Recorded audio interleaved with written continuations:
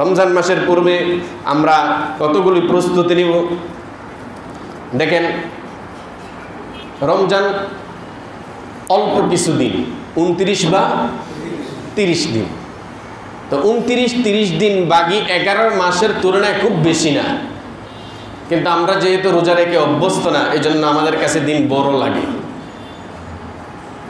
আসলে 11 মাসেই তো আমরা সারাদিন খাই, আর রোজার মাস মাত্র 1 মাস। এটা হলো ইবাদতের সিজন। এটা ইবাদতের কাগজের সিজন কয় মাস? ডিসেম্বর জানুয়ারি, 2 মাস। তো কাগজের সিজনটা তো আরেকটু বড়, তুলনামূলক আরেকটু বড়।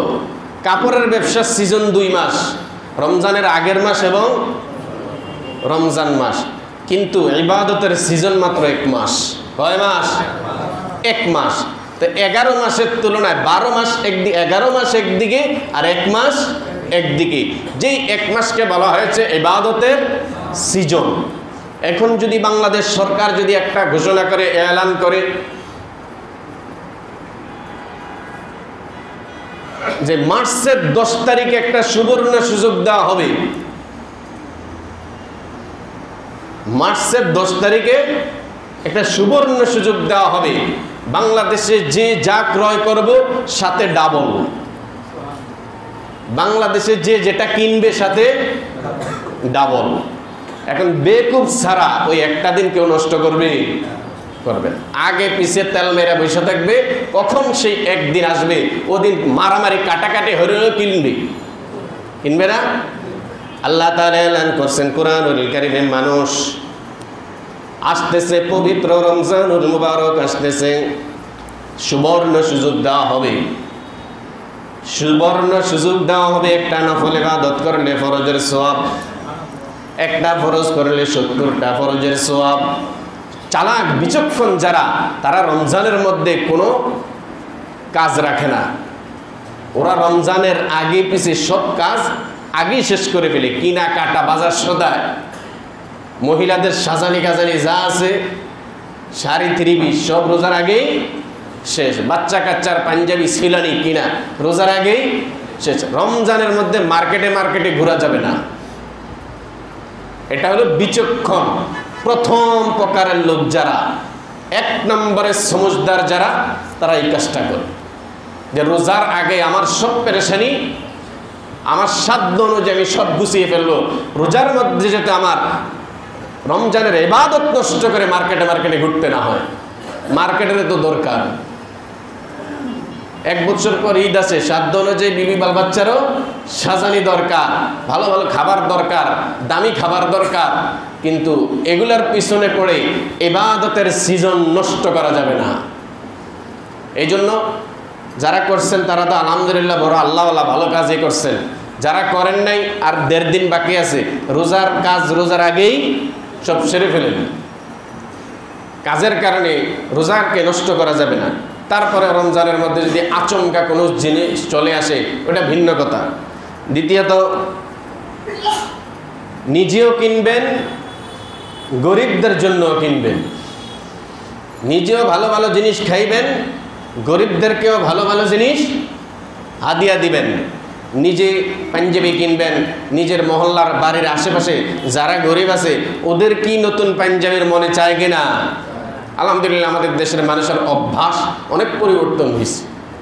আগে শুধু নিজেই খাইতো, নিজেই কিনতো।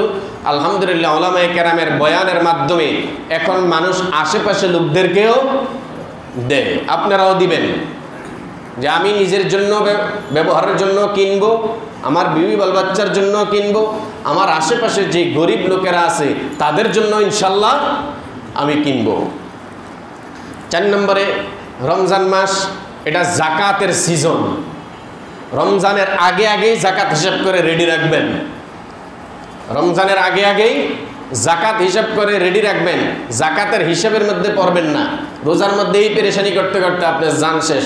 এই জন্য নিয়ম হলো রোজার আগেই জাকাতের হিসাব করে রাখা, রোজার শুরু থেকেই প্রয়োজন অনুসারে মানুষকে জাকাত দিতে থাকা। 4 নম্বরে, তারাবি। রমজান মাসে একটা বাৎসরিক ইবাদত, যেটা আপনি সারা বছর পাবেন না। এই রমজান মাসের এটা একটা সুবর্ণ সুযোগ, তারাবির নামাজ। গোটা পৃথিবীর মধ্যে রমজানের বাহিরে কোরআনুল কারীমের পুরা খতম অন্য কোনো নামাজে হয় না।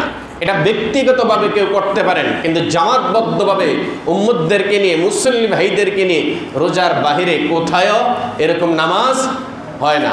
কত বড় খুশনসিব নামাজের মধ্যে কোরআনুল কারীম খতম করা। যিনি করেন তিনি তো আসেই খুশনসিবওয়ালাই, আর যারা শুনতেছেন তারাও খুশনসিবওয়ালা, যে জিন্দিগিতে একটা খতম যদি আপনি নামাজের মধ্যে শুনতে পারেন আপনি ধন্য। এই জন্য এখন থেকেই মসজিদ টার্গেট করেন, একবার এই মসজিদ, আরেকবার এই মসজিদ, আরেকবার এই মসজিদ, এই ঘোরাঘুরি করবেন না। মসজিদ টার্গেট করেন, ইনশাল্লাহ আমি ওই মসজিদে তারাবির নামাজ পড়ব। যেই মসজিদে আপনার মন ভালো লাগে, আপনার কাছে পড়া ভালো লাগে, যেখানে নামাজ পড়লে আপনার পরকালের কথা মনে ওঠে, এরকম একটা মসজিদ যাচাই বাছাই করে সেই মসজিদকে তারাবির জন্য নির্বাচন করুন। রোজা আসলে খালি দৌড়াইবেন না, একেবারে জমে একাগ্র চিত্তে ইবাদত করবেন। আল্লাহ তৌফিক দান করুন। তারপরে রমজান, এটা হলো নতুন করে নিজেকে সাজানোর মাস। সারা বছর ব্যবসার মধ্যে লস খাইছে, এখন সিজন আসছে, সারা বছরের দোকান বেশি একটা বেচা কিনা নাই, আশা আছে কিসের? এই বছর ডিসেম্বর জানুয়ারিটা ধরব, সারা বছর দোকানের কাগজের দোকানের ভাড়াটা ওঠে নেই, কোটি কোটি টাকা খাটায় রাখছে। কিন্তু এখন আর 2টা মাস, এই নভেম্বর ডিসেম্বরে যদি আপনি দাঁড়াইতে না পারেন তাহলে ব্যবসার থেকে আপনি আউট। 11 মাস যা করছেন আল্লাহ দেখছেন। নিজেকে নতুন করে সাজানোর গোছানোর সিজন আসলো রমজান। এই রমজানে যদি আপনি নিজেকে গোছাইতে না পারেন, হায়াতে জিন্দিগিতে নতুনভাবে সাজাইতে না পারেন, আপনি 100% ব্যর্থ। কারণ এই রমজানে আপনার বরকতের উপর বরকত, বরকতের উপর বরকত। তো এই রমজান মাসে আমাদের বাংলাদেশের অনেক মানুষই, সাধারণ মানুষ যারা শুদ্ধ করে কোরআন তেলাওয়াত করতে জানে না, আছে না নাই? কোরআন শুদ্ধ করে তেলাওয়াত করতে জানে না, অথচ 5 ওয়াক্ত ইমামের থেকে কোরআন তেলাওয়াত শুনতেছে, মোবাইলে শুনতেছে, বিভিন্ন মাহফিলে বয়ানে শুনতেছে। এবং এই কোরআনুল কারীমের গুরুত্ব আজ থেকে 1400 বছর আগে বয়ান আরম্ভ হয়েছে। এবং যত মানুষ বয়ান করে প্রত্যেকেই কোরআনের গুরুত্ব, শুদ্ধতার উপরে গুরুত্ব দেয়। কোরআন শুদ্ধ করে পড়তে হবে। আপনারা তো অনেক সময় বলেন কোন হুজুরেরটা মানবো, এক হুজুর একরকম বলে। আচ্ছা, কোন হুজুর কি বলছে কোরআন শুদ্ধ করে পড়া ঠিক আছে, অশুদ্ধ পড়া ঠিক আছে এই কথাটা বলছে? বরঞ্চ পৃথিবীতে যত আলেম ওলামা আছে সমস্ত আলেম ওলামার কথা হলো কোরআন শুদ্ধ করে পড়তে হবে। এর বাহিরে কারো মত আছে? আপনারা তো এটাই মানেন না। যেই ব্যাপারে সমস্ত ওলামায়ে কেরাম ঐক্যমত, ওইটাই তো মানেন না। সুতরাং বাহানা ধরবেন না, এক এক আলেম এক এক কথা বলে, এই সমস্ত কথা বলে ইবাদত থেকে পিছনে সরবেন না। যেগুলো ওলামায়ে কেরাম ঐক্যবদ্ধ আছে 5 ওয়াক্ত নামাজের ব্যাপারে, কোনো আলেমের কি ইখতিলাফ আছে? সমস্ত ওলামায়ে কেরাম বলতেছেন 5 ওয়াক্ত নামাজই পড়তে হবে। তো 5 ওয়াক্ত কি আমাদের দেশের মানুষ সব পড়ে? পড়ে না। কোরআন শুদ্ধ করে পড়তে জানে? জানেন। সুবর্ণ সুযোগ আসতেছে, কোরআনুল কারীম শুদ্ধ করার সুবর্ণ সুযোগ।